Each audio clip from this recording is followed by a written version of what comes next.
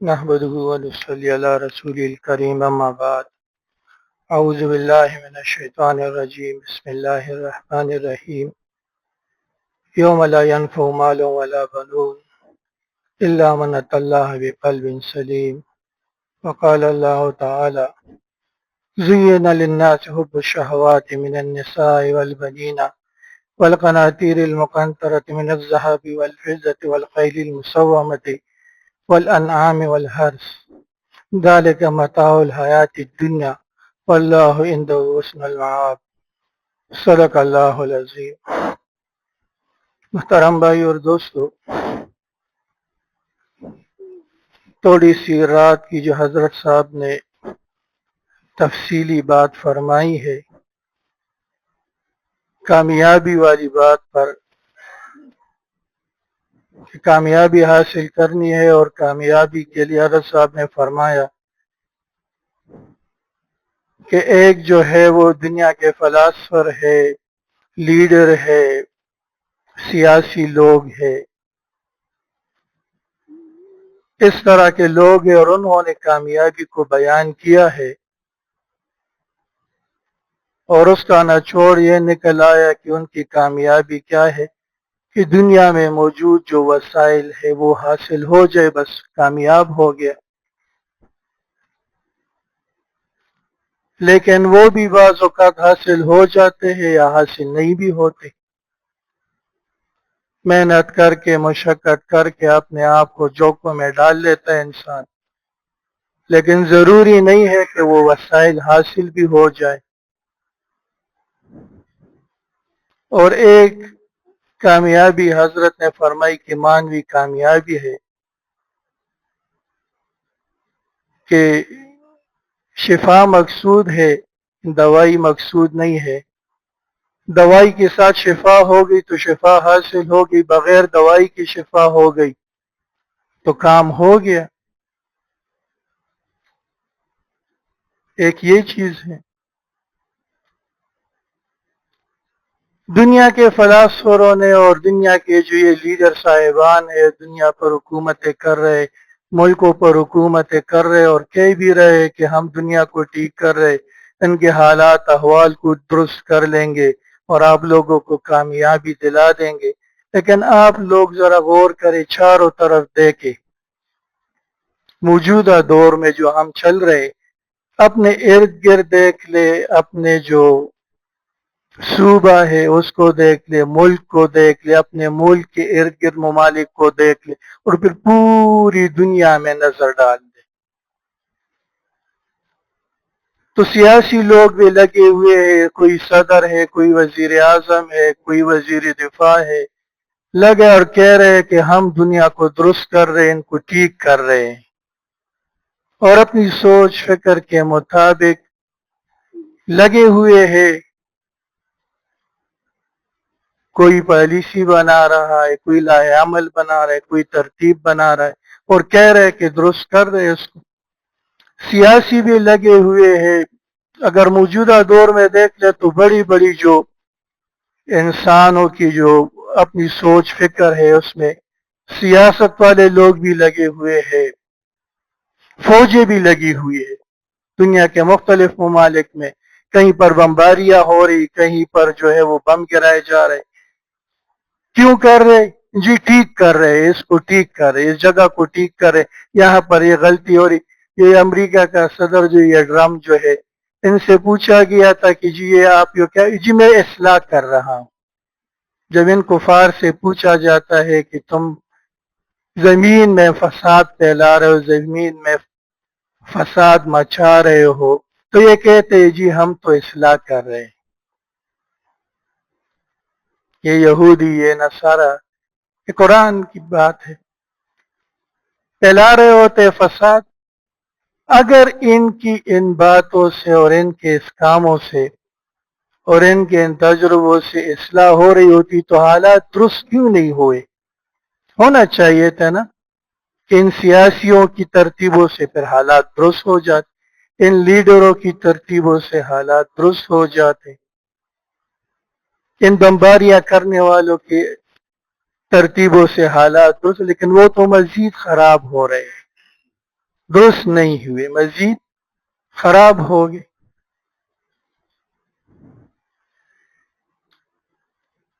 بات یہ ہے میرے بھائی کہ چاہے سیاسی ہے، چاہے دوسری جگہ کا ہے، چاہے ہم اس کو کہتے ہیں یہ بیوروکریٹ ہے، نوکرشاہی والا ہے، ٹیکنوکریٹ ہے، یہ اپنی سوچ سے مسئلے کو حل کر رہا ہے۔ اب انسان کی سوچ محدود، اس کا تجربہ محدود، اس کا علم محدود، سوچ فکر محدود ہے، تجربہ محدود ہے، اور اس کا علم محدود ہے۔ تو جب ساری چیزیں محدود ہوئی تو وہ کیسے ہر ایک چیز کا احاطہ کر سکے اور کیسے اس کو حل کر سکے؟ اور یہی وجہ ہے کہ اللہ رب العزت جب احسان کرتا ہے تو ان محدود سوچ فکر والے انسان، اس محدود تجربے والے انسان اور اس محدود علم والے انسان کو وحی کی نعمت عطا کر دیتا ہے۔ اب وحی کیا ہے؟ وہ اللہ رب العزت کی طرف سے آ رہی ہے۔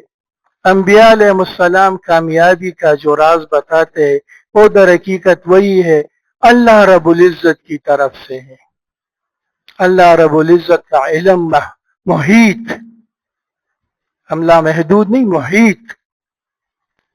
محیط ایسا علم ہے کہ وہ ماضی حال مستقبل سب کو گھیرا ہوا ہے، کوئی چیز اس سے باہر نہیں ہے۔ تو جب ایسے ذات کی طرف سے اصلاح کی ترتیب آئے گی تو وہی کامیابی دلائے گی۔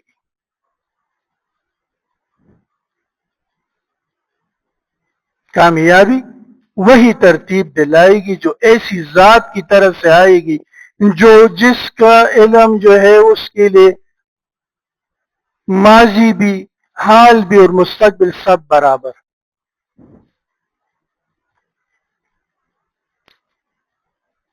پھر میرے بھائیو، انسان 4 دور سے گزرتا ہے۔ ہم انسانوں کی جو کامیابی ہے وہ ہم صرف دنیا کی محدود جو زندگی اس تک بتاتے ہیں،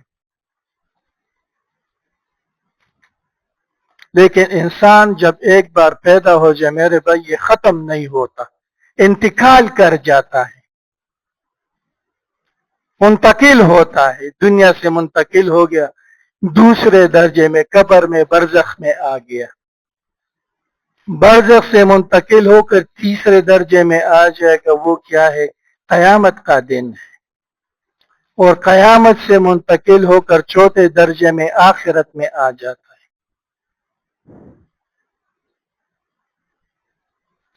انسانوں کی کامیابی جو انسان بتاتے ہیں، جو فلاسفر بتاتے ہیں، وہ سب سے محدود والی زندگی میں آ کر گر کر رہ گئے ہیں۔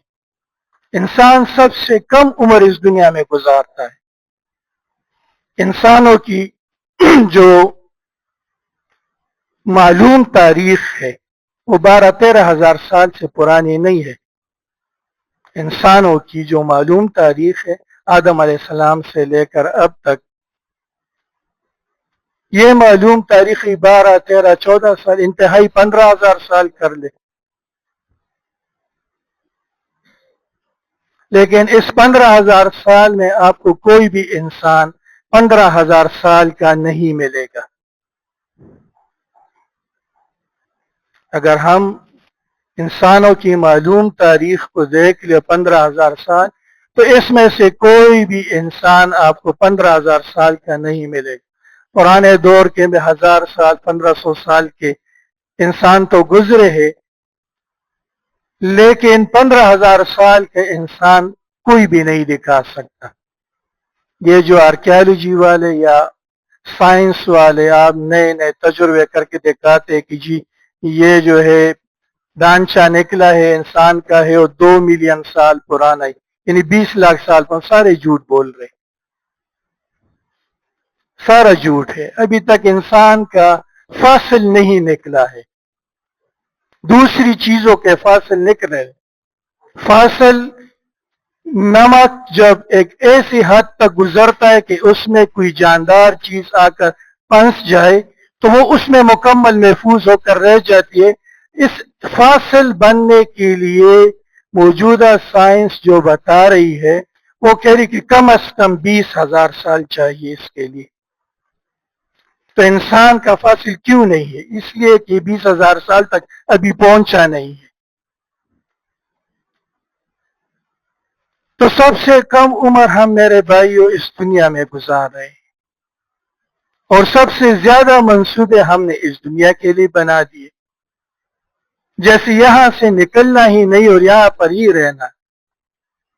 इससे ज्यादा जिंदगी मेरे भाइयों हमने दूसरे मरहले में गुजार दी, कब्र में आकर बरज़ख की जिंदगी है। 15,000 साल दुनिया में किसी नहीं गुजारे, लेकिन अगर 15,000 साल पहले कोई इंसान वफात पा गया है तो वो 15,000 साल से कब्र में पड़ा हुआ है, तो दुनिया से ज्यादा वहां पर पड़ा है। अगर उसकी 1,000 साल उम्र थी तो अब वो 15,000 साल से वहां पर कब्र में पड़ा हुआ है। अंबिया अलैहिस्सलाम दुनिया से ज्यादा इस 15,000 साल वाली कामयाबी की तरफ इंसान को लेकर जाते हैं। और आगे जो हदीस मुबारका में आते हैं, जो कयामत का दिन है और पता नहीं दुनिया की कितने साल बाकी है, जो बड़ी बड़ी निशानियां है कयामत के कुर्ब की, तकरीबन हदीस मुबारका में जो तकरीबन उसको देख रहे हैं, मुशाहिदा कर रहे हैं, तो शायद 1,000 साल हो, 2,000 साल हो, अल्लाह को इल्म है। फर्ज करे मजीद पूरी इंसान की तारीख 20,000 साल तक चल जाए और उसके बाद क़यामत कायम हो जाए। तब हदीस मुबारका में आता है कि क़यामत का दिन जो है वो 50,000 साल का है। यानी कब्र से भी ज्यादा जिंदगी हमने इस एक दिन में गुजारनी है। और फिर चौथे दौर में मेरे भाइयों उस जिंदगी की हद खत्म हो गई है। वो इतने साल की बात नहीं, आखिरत। फिर वो लामहदूद है, या जन्नत है और या फिर जहन्नम है, ये आखिरत है। तो अल्लाह और उसके रसूल जो कामयाबी दे रहा है वो इन चारों दर्जों के लिए दे रहा है कि आप दुनिया में भी कामयाब हो जाए, आप कब्र में भी कामयाब हो जाए, आप कयामत के दिन में भी कामयाब हो जाए और आप आखिरत में भी कामयाब हो जाए। अब इस कामयाबी के लिए दुनिया में क्या है? इम्तिहान है। और इम्तिहान के लिए मैंने जो आयत पढ़ी, दूसरी आयत पढ़ी, 6 चीजें बयान हुई है। औरतें ज़ुय्यिन हुब्बुश शहवात मिनन निसाए, औरतें हैं, बनीन है, बेटे हैं, और खजाने हैं, किस चीज के? सोने चांदी के खजाने हैं। और निशान लगे घोड़े हैं, मतलब हुकूमत ओहदा है। निशान लगी गाड़ी, सबज नंबर प्लेट की गाड़ी जो आजकल चल रही, ये है मेरे पास ओहदा हो, कुर्सी हो, ताकत हो। चौथी चीज ये हो गई। और माल मवेशी है, बहुत ज्यादा माल दौलत का एक नमूना है। और उसके साथ साथ क्या है? खेती बाड़ी, जमीनें हैं, जायदादें हैं। ये नुमाइंदा तौर पर बयान की, उसके जमन में सारी दौलत वगैरह आ जाती कि ये चीजें हैं, बयान फरमा दी गई अल्लाह रब्बुल इज्जत ने। इसमें इम्तिहान होगा, इसमें आकर बंदे इम्तिहान में आ गया है। इस दुनिया में कैसे इन 6 चीजों के साथ ये अपना रवैया इख्तियार करता है, कैसे इसको अमल में लाता है, कैसे इसको बरतता है। अल्लाह रब्बुल इज्जत ने मुफ्ती शफी साहब रहमतुल्लाह अलैह इसमें कि फरेफ्ता किया इंसानों को औरतें, यानी ये मरगूब चीजों की शहवतों ने। सबसे पहले औरत को बयान कर दिया गया। फरेफ्ता करना, दिल दादा, दिल दे दिया। फारसी का लफ्ज उर्दू में हम बोलते, यानी ऐसी तरतीब पर, ऐसे जज्बात के साथ ये औरतों की तरफ माइल हो गया कि इसमें बाकी जान तो छोड़े, अपना दिल तक उस पर दे दिया है। اور لفظ یہاں پر شہوت کا استعمال کر دیا گیا ہے، اور ان ساری چیزوں کے لیے شہوت، عورت کے لیے، بیٹوں کے لیے، سونے چاندی کے خزانوں کے لیے، ان ساری چیزوں کے لیے شہوت۔ شہوت ایسا لفظ ہے جو بہیمیت کو لے کر جاتا ہے، جانوراپن انسان میں لے کر آتا ہے۔ تو اگر عورتوں کی طرف اے انسان تو ایسے مائل ہو گیا کہ تجھ میں جانوراپن آ گیا، تو نے حدود توڑ دیے، حد توڑ جاتا ہے۔ جانوروں کے کوئی قانون وغیرہ نہیں ہوتا، حد نہیں ہوتی، جیسے بھی ہے۔ حد تو عفت ہے، حد کیا ہے؟ حد عفت ہے اس میں۔ ایک حدیث شریف میں واقعہ آیا ہوا ہے، جناب رسول اللہ صلی اللہ علیہ وسلم تشریف لے کر آگے، حضرت بکر رضی اللہ تعالیٰ عنہ بھی تشریف فرمائے، عمر فاروق رضی اللہ تعالیٰ عنہ بھی ہے۔ حضور پاک صلی اللہ علیہ وسلم نے 3 باتیں پسند فرمائی۔ میں اس شہوت کے لیے جو یہاں پر بہیمیت ہے، اس حدیث مبارکہ میں اس کے لیے حدود ہے کہ مجھے آپ کی دنیا سے عورت کے ساتھ نکاح کرنا پسند ہے، پسند کا لفظ فرمایا ہوا ہے۔ خوشبو مجھے پسند ہے اس دنیا میں، اور میری آنکھوں کی ٹھنڈک جو ہے وہ نماز میں ہے۔ پسند جو ہے یہ شہوت کا متضاد ہے۔ پسند 2 حدود کے لیتے جناب رسول اللہ صلی اللہ علیہ وسلم نے اس میں 2 حدیں فرمائی کہ عورتوں کی طرف جو شہوت ہے، جو بہیمیت ہے، وہ پسند پر آ جاؤ۔ پسند میں 2 حدود ہے، ایک عفت ہے، اور دوسرے اس میں فرمایا کہ پسند ہے خوبصورت عورت کے ساتھ نکاح کرنا پسند ہے، دوسری حد لگا دی نکاح کی۔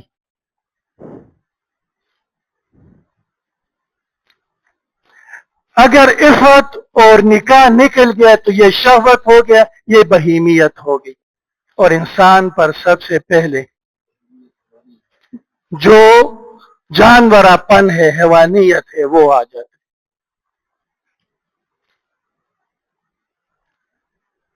لڑکا جب بالغ ہوتا ہے تو اس پر سب سے پہلا امتحان ہی اس پر شہوت کا آتا ہے، جنسی جذبے کا آتا ہے۔ 15 سال 16 سال کا لڑکا ہے، نہ اس کو مال دولت کی فکر ہے، نہ کوئی اور چیز، بس یہی چیز اس پر۔ اگر اس جگہ پر عورتوں کا یہ شہوت کو نہ بدلا گیا، بزرگوں کے پاس نہ لے کر آ گئے، اور اس میں عفت اور پاکدامنی نہ لائی گئی، تو یہ جانوراپن اختیار کر جائے گا۔ تو اب اس عورت میں کیا امتحان اللہ نے کشش تو رکھی ہے، اللہ رب العزت نے اس میں کشش رکھ دی ان چیزوں میں۔ اگر یہ کشش ان چیزوں میں نہ ہوتی تو دنیا کا نظام ہی نہ چلتا، کوئی نہ کھیتی باڑی کرتے، نہ کاروبار کرتے، نہ کارخانے چلتے، نہ کوئی نوکریاں کرتے، نہ نکاح بیاہ شادیاں ہوتی تو سب۔ لیکن اس امتحان کے ساتھ اللہ رب العزت نے حدود قائم کر کے دے دیے۔ شہوت حدود کو توڑ دیتا ہے، حلال حرام کی تمیز ختم ہو جاتی۔ دوسری چیز بنین، بیٹوں کی شہوت۔ میرے بڑے قریبی دوست تھے، علاقے کے خان تھے، ایک ہی اس کا بیٹا تھا، باقی بیٹیاں تھی۔ 16 سال کا تھا اور ایسا خوبصورت نوجوان لڑکا تھا کہ بندہ دیکھ نہیں سکتا تھا اس کو۔ اب بنین کی شہوت کی عرض کرتا ہوں کہ دل میں جب بیٹوں کی محبت اس درجے میں بیٹھ جاتی تو کیا ہوتا ہے۔ اس کو دل کی تکلیف تھی، ڈاکٹروں نے اس کو منع کیا تھا کہ یہ نہ دوڑ لگائے گا، نہ فٹ بال وغیرہ اس قسم کے کھیل کود نہیں کرے گا جس میں یہ دوڑ لگا رہا ہو۔ اس کا علاج ہو رہا ہے، ایک وقت آ جائے گا انشاءاللہ جب یہ علاج مکمل ہو جائے تو پھر توڑیں۔ اب بچہ ہے 15-16 سال کا، حجرے کے ساتھ ان کا بہت بڑا جو زمین ہے، اس میں دوسرے جو اس کے چچا کے بیٹے یا پھپھو کے بیٹے وغیرہ تھے وہ فٹ بال کھیل رہے تھے اثر کا وقت، یہ بھی نکل گئے، بس وہ ڈاکٹر کی جو بات تھی بیچارہ لڑکا تو بھول گیا. جو اس کے ساتھ جو ہی فٹ بال شروع کری، تھوڑی دیر نہیں گزرتی لڑکا گرا اور ادھر ہی وفات پا گیا. لڑکا گر کر ادھر ہی وفات پا گیا. اس کے بعد اس کے والد صاحب کو 2-3-4 مہینے زندہ رہا. کبھی ہنستا ہوا نہیں دیکھا، ہر وقت سوچ فکر میں. اور ایک دن اپنی 3-4-5 مہینے بعد اپنے کاروبار کی جگہ سے واپس آ رہا، صدر میں جو ٹریفک کے اشارے ہے اس پر گاڑی رکی، سرخ اشارے پر بتی سبس ہوگی، ساری گاڑیاں جا رہی اور اس کی گاڑی کڑی ہے. لوگ پیچھے سے ہارن دے رہے، ہارن، جاؤ جاؤ جاؤ. جائے تو کون جائے؟ دوسرا کوئی بندہ اس کے پیچھے کھڑا تھا، گاڑی سے نکل کر آ کر دیکھا گاڑی کی اسٹیئرنگ پر پڑا ہوا ہے، شیشہ توڑا، نکالا، وفات پا چکا تھا. دل کو ایسا غم بیٹوں کا لگ گیا. تو یہ بیٹے کیا ہے؟ بنون. بیٹوں کی ایسی محبت دل میں گر جاتی ہے کہ اس کو شہوت تک لے جاتی. پھر سونے چاندی کے اور مال جمع کرنے کے، اس میں تو ہم ایسے دیوانے ہو جاتے ہیں لوگ کہ بس حلال حرام جو بھی ہے کودو اس پر لو. پہلی آیت میں نے عرض کر دی کہ اللہ رب العزت اب کامیابی 3-4 جگہوں پر ہم نے لینی ہے، اور اللہ رب العزت کی ترتیب پر، اللہ کے رسول صلی اللہ علیہ وسلم کی ترتیب پر لینی ہے، تبھی کامیابی ملے گی، حقیقی کامیابی، ورنہ نہیں.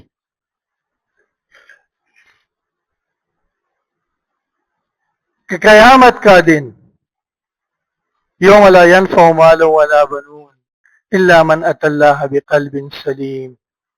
قیامت کا دن جو ہے یہ ایسا ہے کہ وہاں پر تیرے مال، جو جتنی چیزیں مال کی بیان کر دی گئی وہ، اور بنون بیٹے کام آنے والے نہیں ہیں.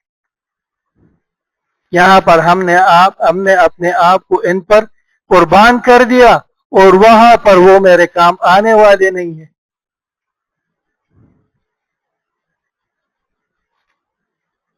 مال دولت سب کچھ ہے. جب بھی ہم مال دولت کی تو سب سے پہلے ہم مثال قارون کہ بہت بڑے خزانے، بہت زیادہ خزانے، کہ اس کے خزانوں کی چابیاں جو اونٹوں پر لدی جاتی تھی، پتہ نہیں خزانے کتنے ہوتے تھے. موسیٰ علیہ السلام کا امتی ہے حضرت موسیٰ علیہ السلام کا، اور غربت کا یہ حال تھا اس کا کہ اس کی اور اس کی بیوی کی مشترکہ صرف ایک چادر تھی. جب یہ باہر نکلتا تھا تو بیوی کی چادر لے کر دوتی باندھ کر باہر نکل آتا تھا. تو انبیاء علیہ السلام تو انتہائی شفیق رحم کرنے والے ہوتے، رحمت ہوتے، امتیوں کی دنیا میں بھی ایسی حالت دے کر پریشان ہوتے. دعا فرما دی ان کے لیے کہ اللہ اس کو سدحال کر دے. تو انبیاء علیہ السلام کی دعا کی سدحالی ہماری طرح تو نہیں ہے، تو نبی ہوتے اور اللہ پھر اس کو دیتے، خوب دیتا ہے. ایک صحابی، ایک بندہ ہے جناب رسول اللہ صلی اللہ علیہ وسلم کے پاس، کیا رسول اللہ صلی اللہ علیہ وسلم غربت ہے، فاقے، میری مالداری کی دعا فرما دی. حضور پاک سے دعا فرما دی، بھیڑ بکریاں بڑھنا شروع ہو گئی، اتنی بڑی کہ مدینہ منورہ سے باہر نکل کر دوسری وادیوں میں چلے گئے. باہر وادیوں میں بھیڑ بکریاں ہے بس ایسی، اس میں برکت ہو رہی. زکوٰۃ کا حکم آ گیا، جناب رسول اللہ صلی اللہ علیہ وسلم نے زکوٰۃ کے لیے بندہ بھیج دیا. دولت آتی ہے تو بعض اوقات اکثر ہی انسان جو ہے وہ بس پسل جاتے ہیں، وہ سمجھتے یہ کہ یہ تو میں نے خود سب کچھ کیا ہوا ہے، دیکھو ماں پخپل گٹلی دی. وہ وقت بھول جاتے کہ میرے لیے کسی نے دعا کی تھی، تو اس نے ٹال مٹول کر دی، وہ زکوٰۃ ادا نہیں کی. جناب رسول اللہ صلی اللہ علیہ وسلم بہت دکھ ہوا اس کا کہ میں اس کا مال پھر نہیں لوں گا. رسول اللہ صلی اللہ علیہ وسلم نے دنیا سے پردہ فرمایا. اس شخص کو احساس ہوا کہ مجھ سے بہت بڑی غلطی ہوگی، کہ میں نے کیا کر دیا. ابو بکر رضی اللہ عنہ کے پاس پیغام بھیجا ہے کہ میں مال دینا چاہتا ہوں. ابو بکر رضی اللہ عنہ نے انکار کر دیا کہ جناب رسول اللہ صلی اللہ علیہ وسلم نے آپ سے نہیں لیا ہے کیونکہ آپ نے انکار کیا میں بھی نہیں لوں گا. عمر فاروق رضی اللہ تعالیٰ نے نہیں. تو موسیٰ علیہ السلام نے قارون کے لیے وہ دعا کر دی. وہ مالدار ہونا شروع ہو گئے ایسے جیسے آپ اور ہم سنتے کہ ایسے خزانے ہو گئے. جب زکوٰۃ کا حکم آیا موسیٰ علیہ السلام نے اس سے کہا کہ اب جو ہے زکوٰۃ دینی ہے اللہ کے راستے میں. تو یہ قارون اور اس کی طرح دوسرے سردار جو ہے وہ بیٹھ گئے. شیطان پٹی پڑھاتے ہیں کہ اس سے مال کم ہو جائے گا. یہ مجھ سے زکوٰۃ لے رہے یہ پیسے لے رہے مال کم ہو جائے گا پھر کیا ہوگا غریب ہو جاؤں گا.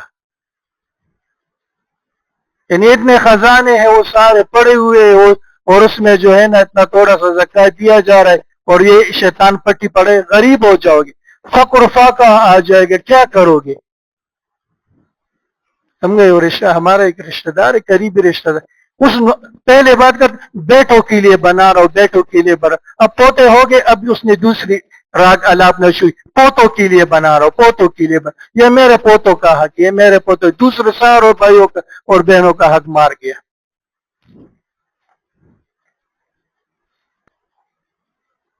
تو اس سے بھی شیطان نے پٹی پڑھا دی کہ بس پھر غریب ہو جائے کیا ہوگا. اب جب یہ آ گیا شیطان تو پٹی یہی پڑھا رہا ہے کہ دیکھو جو ہے نا وہ غریب ہو جاؤ گے فقر و فاقہ ہو جائے گے لہٰذا جیسی تیسی بھی ہو جمع کرو مال کو دولت کو حلال ہو حرام ہو جو بھی ہو فقر سے بھوک افلاس سے ڈراتا ہے. ساروں نے مل کر فیصلہ کر دیا کہ دیکھیے تو ہم سردار لوگ ہیں اور ہمارے پاس اتنی دولت ہے اور اب ہم یہ غریبوں کو دیں گے.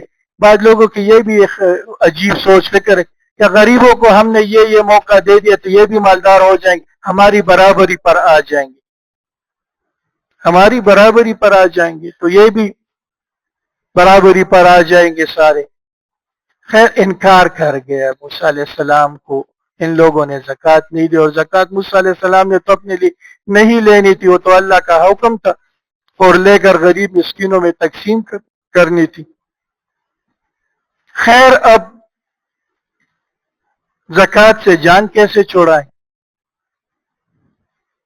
تو ان لوگوں نے ایک فاحشہ عورت کو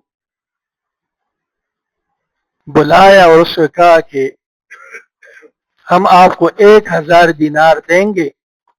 سونے کا سکہ ہوتا ہے 4.25 ماشے کا ایک سونے کا سکہ ہے تو 1000 بہت بڑی قیمت آج کل کے حساب سے بنے گی کہ آپ کو دیں گے.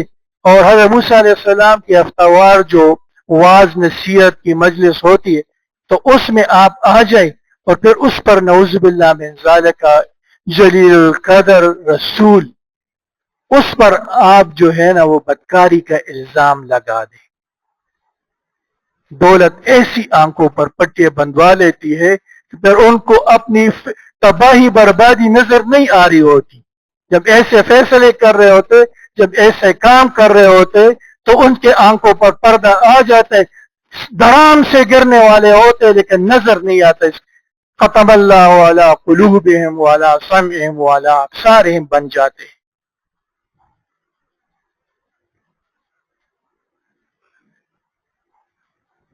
آ گئی ہو موسیٰ علیہ السلام نے کہا احکامات بیان کرنا شروع کر دیے. جس قارون نے کہا دوران کہ یہ جو آپ احکامات بیان فرمائے تو یہ ہم امتیوں کے لیے بھی ہوتے کہ نہیں آپ پر بھی ہے یہ احکامات. تو میرے بھائیوں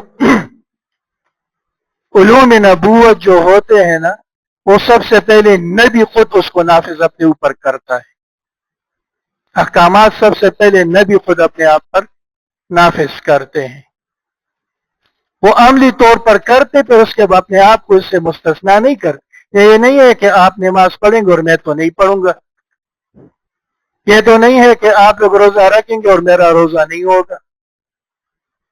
آپ جو حج ادا کریں گے اور میرا حج نہیں ہوگا. ایسی کوئی بات نہیں ہوتی. موسیٰ علیہ السلام نے فرمایا یہ تو اللہ رب العزت کی طرف سے بھیجے ہوئے احکامات ہے، یہ مجھ پر بھی اور آپ پر بھی ہے۔ قارون کہتا ہے کہ اس نے عورت کی طرف اشارہ، اس عورت کی طرف کہ تو کیا کہتی ہے؟ تو اس نے کہا کہ وہی جو 1000 دینار لیے تھے وہ الزام لگا دیا۔ موسیٰ علیہ السلام کو جلال ہے کہ اے عورت تو کیا کہہ رہی ہے؟ اللہ والوں کی روب ہوتا ہے، انبیاء علیہ السلام کا روب ہوتا ہے۔ وہ عورت ڈر گئی، اللہ نے اس پر خوف طاری کر سکا کہ میں سچ کہی تو ایک میں سچ کہی، مجھے ان لوگوں نے 1000 دینار دیے تھے آپ پر الزام لگانے کے لیے، اور بات یہ نہیں ہے جو میں نے کہہ دی۔ موسیٰ علیہ السلام نے ہاتھ اٹھا دیا کہ یا اللہ اس قارون کو زمین میں دنسا دے۔ یہ دنسنا شروع ہو گیا، آدھے تک گیا تھا، تب بھی آنکھ نہیں کھل رہی، کہہ رہے یہ مجھے دنسا رہے اور میری مال دولت کو لینا چاہتا ہے۔ جب اللہ نے بربادی کا فیصلہ کر دیا تو آنکھوں پر پٹیا، آدھا دنسا ہوا ہے اور کہہ رہا ہے کہ یہ مجھے دنسوا رہا ہے، اور پھر جو میرے پیچھے اتنے خزانے رہے یہ رہے۔ موسیٰ علیہ السلام نے پھر ہاتھ یاد ان کے خزانوں سمیت اس کو دنسا دے، اس کے سروں پر وہ سارے خزانے انڈل کر رکھ دیے گئے۔ تو میرے بھائی یہ مال دولت جو ہے پھر آخرت میں کام آنے والی نہیں ہے، اسی طرح یہ بیٹے جو ہے یہ کام آنے والے نہیں ہیں۔ اسی کی وجہ سے ہم کبر اور ان دنیا جہان کی جو مصیبت ہے ان میں مبتلا ہو گئے، بیٹوں کے شوق کر رہے ہیں۔ کیوں کہ یہ کمائیں گے ہمارے لیے جو ہے وہ تو کی ودا زماں مٹی لی، اگر لڑائی جھگڑا کی قبیلے کے ساتھ دوسروں کے ساتھ آ گیا تو میرے پاس آدمی ہوں گے، اپنے بیٹے ہوں گے۔ ہمارے محلے میں ہمارا جاننے والا تھا تو وہ بڑے وہ ڈنڈمار قسم کا مشہور تھا، تو جوش میں آ کر کہتا تھا شپگش را پس ٹوپک مار شتخپل لکورا، شپگش ٹوپک مار را پس دخپل کورا خپلشتا، یعنی بیٹے پوتے 26 میرے ہیں، بندوق اٹھانے والے مجھے کسی کی پرواہ نہیں ہے۔ بعد میں اللہ نے توفیق دے دی، توبہ کر لیا، حج کر لیا، بڑے روتے دھوتے تھے مسجد میں آ کر اور اذان بھی دیتے تھے۔ اللہ فضل جب کرتا ہے تو کر لیتا ہے، لیکن وہ جو یہاں پر ہے کہ یہ مال بیٹے کام آنے والے نہیں۔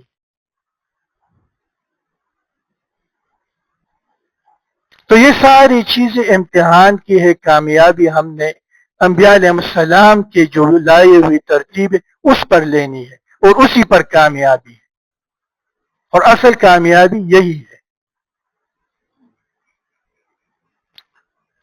اسی کے لیے قلب سلیم حاصل کرنا ہے کہ کام آنے والی چیز قیامت کے دن پھر کیا ہے، جب مال کام نہیں آئے گا، جب بیٹے کام نہیں آئیں گے، تو وہ کیا چیز ہے جو کام آنے والی ہے، جس کی قیمت لگنی ہے آخرت کے دن پر، وہ قلب سلیم ہے۔ ایک ہوتا ہے قلب سقیم بیمار دل، ایک ہوتا ہے بیماری سے پاک دل۔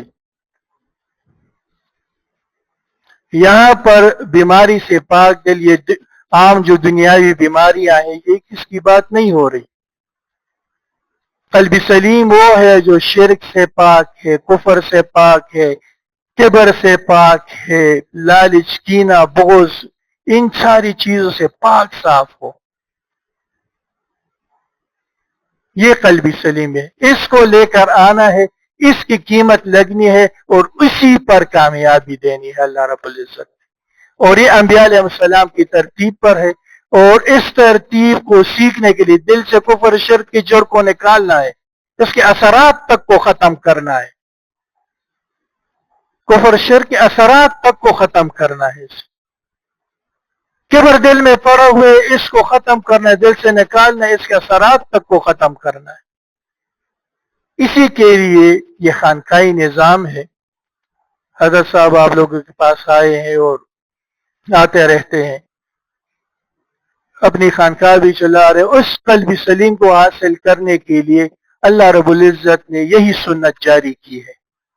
انبیاء علیہ السلام اور پھر اس کے بعد جناب رسول اللہ صلی اللہ علیہ وسلم اور اس کے بعد صحابہ کرام، اور یہ سلسلہ چل رہا ہے، اور اللہ نے ایسے انسانوں کو مقرر کر دیا ہے جو یہ کام کرتے جائیں گے قیامت کے دن تک یہ سلسلہ چلتا رہے گا، اور یہ قلب سلیم حاصل کرنے کے ذریعہ اللہ رب العزت نے کر دیا ہے کہ ان اللہ والوں کے پاس آ جاؤ، بیٹھ جاؤ اور اپنے قلب سلیم کی بات کر لو، ترتیب سیکھ لو ان سے۔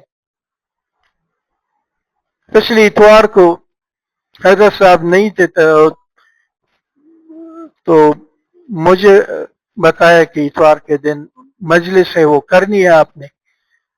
عقائد پر بات ہو رہی تھی اور میں نے کہا کہ بڑا آسان طریقہ ہے عقائد کو درست کرنے کا کہ اللہ والوں کو دیکھ لو، اولیاء کرام کو دیکھ لو، کیونکہ اللہ اولیاء کرام عقائد کی درستگی کے بعد ولی بنتے، عقیدے کی فساد کے ساتھ کوئی اللہ کا دوست نہیں بن سکتا۔ تو میں نے آسان بات کری کہ یہ فساد جو آج کل پھیل رہے ہیں اور ان فساد اور ان باطل چیزوں سے بچنے کا آسان طریقہ اللہ والوں کے پاس آ کر بیٹھ جاؤ۔ اس کے بعد بھی ایک دوست کھڑے ہو گئے، اس نے کہا جدہ دین آسان طریقہ رہا بلا نخی آسان۔ تو میں نے کہا اس سے آسان اور میں کیا طریقے بتاؤں؟ پھر میں نے اس سے پوچھا کہ محترم آپ مجھے یہ بتائیں کہ آپ کو بیت ہوئے کتنے سال ہو گئے؟ اس نے 7 سال سے اوپر کہا کہ 7 سال سے اوپر ہو گئے۔ میں نے کہا سچ سچ بتاؤ گے 7 سال سے اوپر میں آپ نے ایک بار بھی حضرت ڈاکٹر صاحب سے اپنی دل کی درستگی کے لیے کسی مرض کے لیے پوچھا ہے؟ تو جواب دیا کہ نہیں میں نے تو ایک بار بھی نہیں پوچھا۔ تو میں نے کہا السلام علیکم والی آپ نے بیت کی ہے؟ جس طرح راستے میں دوست مل جائے نا السلام علیکم ہاتھ ملایا اور چلے گئے، السلام علیکم السلام علیکم۔ میں نے کہا السلام علیکم والی بات سے یہ بیت سے یہ بات نہیں ہوتی کہ سر برکتیں اس کی ہے، سلسلے میں داخل ہو گئے، دعائیں ہو رہی ہے، وہ سب کچھ ہے، لیکن قلب سلیم حاصل کرنے کے لیے اصل الاصول کیا تھا کہ قلب سلیم حاصل ہو جائے یہ ساتھ، تو اس کو السلام علیکم والی بیت نہ کرو، اس کو قلب سلیم حاصل کرنے والی بیت کر لو، اپنے احوال کو اپنے حال کو اپنے دل کو سامنے رکھ لو، ہر ایک چیز کو اپنے سامنے رکھ لو۔ یہ بزرگ کہتے کم از کم مہینے میں ایک بار ضرور خط لکھا کرے، کچھ بھی ہو یا نہ ہو، بات کرتے کچھ ہوا ہے نہیں ہوا جو بھی ہے وہ لکھتے جاؤ بھیجتے جاؤ۔ تو قلب سلیم حاصل کرنے کا اللہ رب العزت نے ان رجال اللہ جو بیٹھے ہیں اور یہ اللہ والے بیٹھے ہیں یہ سنت جاری کی ہے۔ تانوی رحمۃ اللہ فرماتے ہیں کہ شیخ کے لیے ضروری نہیں کہ یہ ولی بھی ہو، ملفوظات میں بعض بہت سی جگہوں پر شیخ کے لیے ضروری نہیں ہے کہ یہ ولی بھی ہو، لیکن شیخ کیا ہو؟ ماہر فن ہو، اناڑی نہ ہو کھلاڑی ہو، اپنے فن کا ماہر ہو، جانتا ہو، علاج کرنا جانتا ہو، ضرور نہیں کہ یہ خود بھی ولی ہو۔ اور بس اس پر ایک آپ لوگوں کو ایک قصہ سناتا ہوں پھر انشاءاللہ میں بات ختم کرتا ہوں۔ آج سے تقریباً کوئی 12-13 سال پہلے یونیورسٹی میں جو ہمارے محلے کی مسجد ہے اس میں میری وہ مجلس ذکر ہوا کرتی تھی۔ ایک لڑکا آیا، رنگ بالکل پیلا ہے اس کا اور سوکھا ہوا ہے بیچارہ، آ کر ایک دن بیٹھ گیا مجلس میں، پھر دوسری بار آیا اگلے ہفتے، تیسرے ہفتے آیا تو بات چیت شروع کی، معلوم کیا تو کہہ رہا ہے کہ میں فرسٹ ایئر کا طالب علم ہوں پری انجینئرنگ کا اسلامیہ کالج کا، میرے کچھ مسئلے ہیں وہ۔ میں نے کہا کہ جی میں سے جو ہو سکے گا میں خدمت کروں گا۔ پھر اس نے بتایا کہ میں ایک بہت بڑا نام بتایا کہ میں اس کا مرید بھی ہوں اور میں آپ سے بیعت ہونا چاہتا ہوں۔ میں نے کہا کہ نہیں اس طرح تو نہیں ہوتا، آپ اتنے بڑے بزرگوں کی وہ ہے اس پر ترتیب پر چلے۔ خیر میں نے کہا کہ آپ کے، پھر اس نے کہا کہ میں حافظ قرآن بھی ہوں۔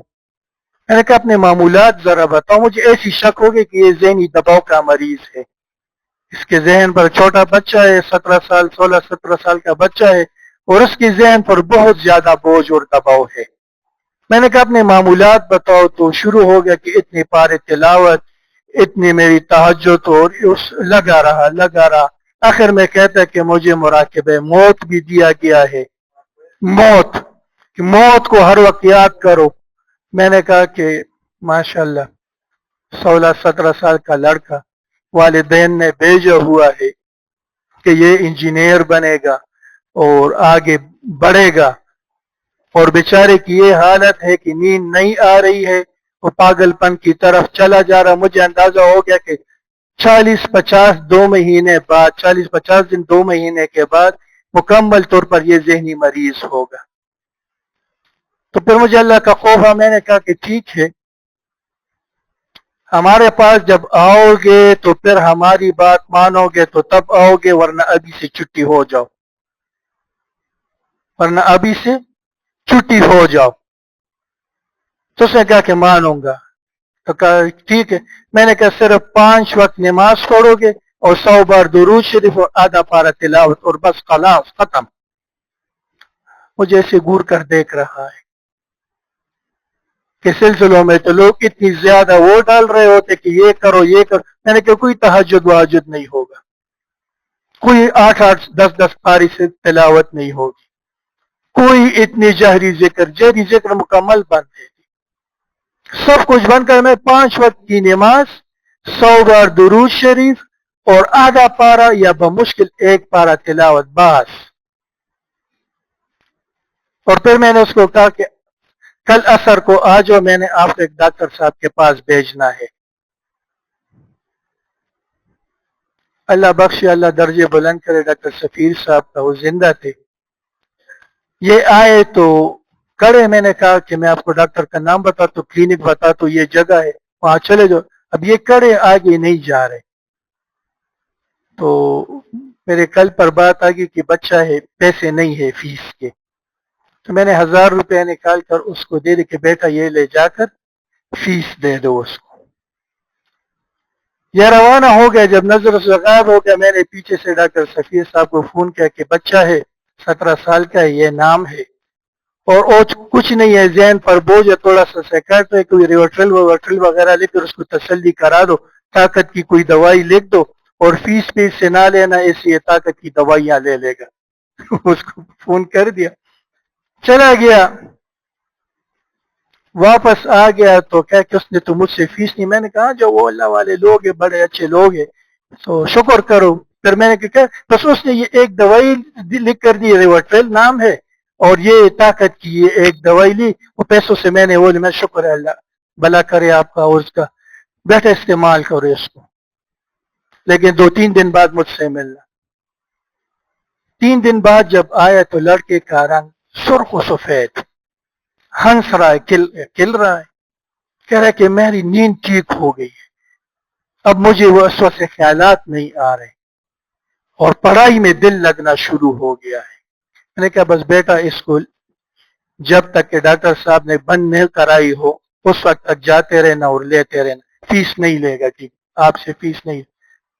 لڑکا چلا الحمدللہ فیس کر لی، انجینئرنگ میں داخل بھی ہوا، انجینئرنگ بھی کر لی، اور پھر اس کے بعد غائب بھی الحمدللہ ہو گیا ہے، اور پچھلے کوئی 7-8 سالوں سے دیکھا بھی نہیں ہے میں نے، لیکن الحمدللہ وہ اپنی مقصد میں وہ انجینئر بن گیا، وہ والدین کے لیے اکرامت کا ذریعہ بن گیا، اور وہ پاگل پنے سے اللہ نے بچا لی۔ تو تانوی رحمۃ اللہ علیہ کی وہ عرض کر رہا تھا کہ جو ہے نا وہ ولی نہ ہو لیکن کم از کم کام کو جو جانتا ہو تو اللہ کام کر لیتا ہے۔ اللہ عمل کی توفیق عطا فرمائے۔ آخر دعوانا الحمدللہ۔